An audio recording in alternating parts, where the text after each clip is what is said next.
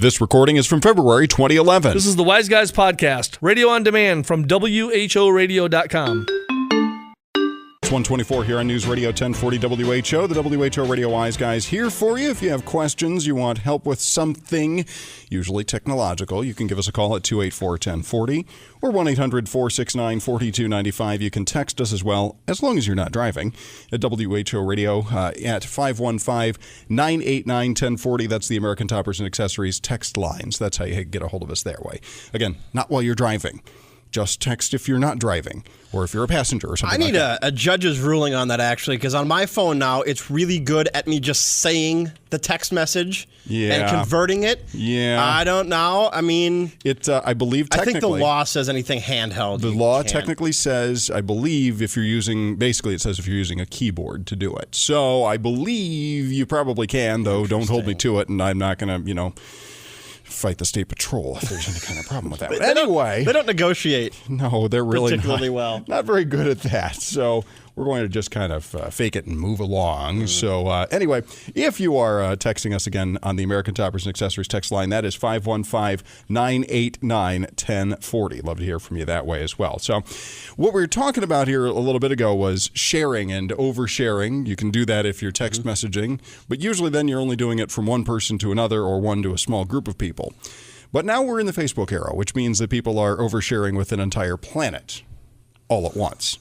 And I mean oversharing. People, you're telling us just too much. It's gotten a little too far. And the thing is, like in the past, we had time to adapt to technological change. I mean, Carl Benz invented the gas-driven automobile in 1886. And Henry Ford invented the Model T in 1908. So there were more than 20 years there between the time the automobile first arrived on the scene and the time really anybody could have gone speeding down the highway and hit anybody with it. So there was a stretch there of 2 decades to kind of figure out what to do with the new technology. Technology used to take a long period of time to make sense to people, but we had time to adapt to it and establish cultural norms and things like that.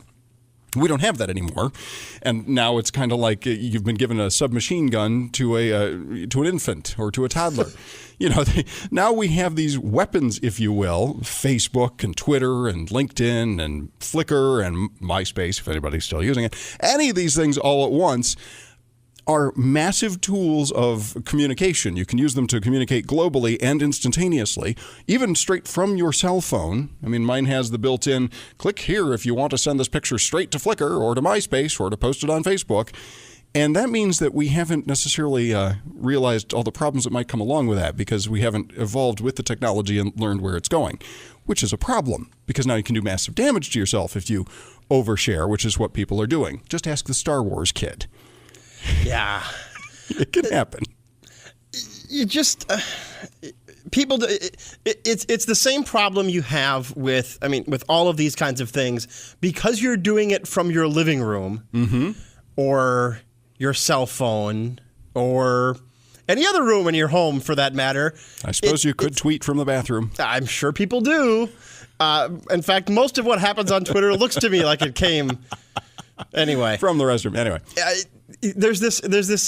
Well, it's. I'm here. I'm safe here, and it's happening to me, and it's private. And let me tell you, it's not. No. And considering you could have a PhD in computer science and not understand the Facebook privacy settings, you have no idea where it's going. That is very well put. That is exactly what the problem is. You really can't tell. No, I don't know. Honestly, it's gotten overly complicated. And the thing is, I argue that they're deliberately trying to get you to overshare with Facebook. There's a reason you are socially programmed to overshare. For instance, that's why the act of adding someone to your network on Facebook is called friending. Right. Because it's just a friend. Well, no, really, probably many of them are just acquaintances. Yes. Some of them may be drinking buddies. Others might be coworkers. Really, they don't all come to the same level of friend. Right. You know, somebody I'd hand my wallet to in a busy shopping mall and say, I trust this will come back unabused. Right. I don't even know if I'd give mine to you, Chris. And you and I have known each other for over a decade. I promised it won't come back unabused if you hand me your wallet. Right. See? But I'm willing to overlook it for now and do these things. But this means, though, that because we're programmed to overshare because of the way the site is designed and because the ease of using it is so great, it's built into phones now and it's built into applications everywhere. We're being programmed socially to do this, to share too much, and that's not a good thing. And there are at least 4 things you shouldn't be sharing. You thought you... Well, I was just going to say, I mean, that's the whole point. When you look at what Facebook is, it's really just stupidly simple. If you explain to someone from 5-10 years ago what Facebook was going to be, they'd say, that's the dumbest thing I've ever heard of. Why do I want to tell everybody what I'm doing? Where's Hampton the hamster fit into all this exactly? It just sounds dumb, but they're so good at just that, at getting you to share. Exactly.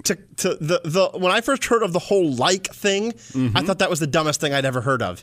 And it's only apparently sheer brilliance because it's everywhere. Oh, yeah. And it only just quadrupled the amount of nonsense that comes dribbling across your Facebook wall on a given day. By the way, we encourage you to like the WHO Radio Wise Guys on Facebook and WHO Radio, both of them. Like them both on Facebook. I mean, obviously, we have a part to play in all of this because we're feeding into this monster. But I want to give you 4 cautions, 4 things at the very least that you should never, ever allow to appear on Facebook. Number 1, your full birth date or your place of birth. Now, they're pushing really hard right now for everybody to list their place of birth on Facebook. If you go to your new profile, which they've changed over the last 2 months or so, there's actually a blank space there if you don't fill in your place of birth. It says, add this now. Oh, well, everybody else has done it. I ought to put that in there. Do not put your birthplace on your Facebook profile. And don't put your full birth date. I mean, if you really, really, really want to get the messages from mostly acquaintances who will send you the happy birthday messages, that's fine. Put your birthday up there, that's fine. But leave off the year. For goodness sakes, don't give them more information. The reason I say this is there are an appalling number of websites and other places, other organizations that still think that your birth date and place of birth are still valid security questions to ask. I mean, you can call virtually any doctor's office in this country and say, hi, my name is Chris Jackson, and I was wondering about my medical records. Can you repeat those back to me? And they'll ask you your date of birth as though that's a valid security question, and then in some cases give you the information. Well, that's ridiculous. That's not the right way for this to be done. But the problem is there are a lot of people still relying on that. They haven't realized that's not a valid security question. So instead of giving people that information, let's just assume, as we should, that anything you place on Facebook might as well be on the digital billboard that's just outside of WHO Radio Studios here on Ingersoll Avenue.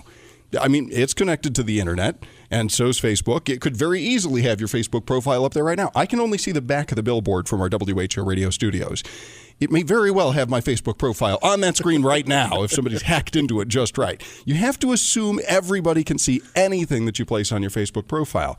So as a result, don't make it easier for identity thieves and other crooks to get basic information about you, like your place of birth and your date of birth, that they could then use against you. It's not valid that people still use that as a security question, but until they stop, don't give it to them. Don't give it away. So that's just number 1. Number 2, a social networking profile should not, and I'm going to say this repeatedly because I'm talking to our age bracket here, Chris, should not include the names and photos of minor children. Oh, my. Again, you're just making it easy for them. Oh my the gosh. Creepiest guy in town, you're making it easy for them. Yes, exactly right. See, this is the problem. You know, again, speaking of sharing things that are really easy to share, I think everyone on the planet now has seen David After the Dentist on YouTube. Yes. It's a little 7 or 8 year old kid who was high after having the laughing gas at the dentist's office. The kid's just sitting there spouting things off. If you haven't seen it, we'll post a link to it at whoradio.com. It's funny because the kid's high. I mean, but he's legitimately high. He had dental work done. But he's sitting there saying, I feel funny. I don't feel my hands. Is my life going to be like this, Daddy? And, you know, it's kind of funny. It's been viewed 82 million times. Now, the thing is, just, that kid will be known as David after the dentist until the day he dies. Yes. Now, it may fade. Obviously, sometimes things get popular and then they fade away. They're internet memes just like any others. And this one, had its popularity a while back, but it's still being viewed because it's still funny. Yes. But that's going to be that kid forever. And I think we can all agree that early fame hurt Michael Jackson. I think everyone on the planet can recognize that yes. Michael Jackson kind of ended up a little messed up. Mm-hmm. All right.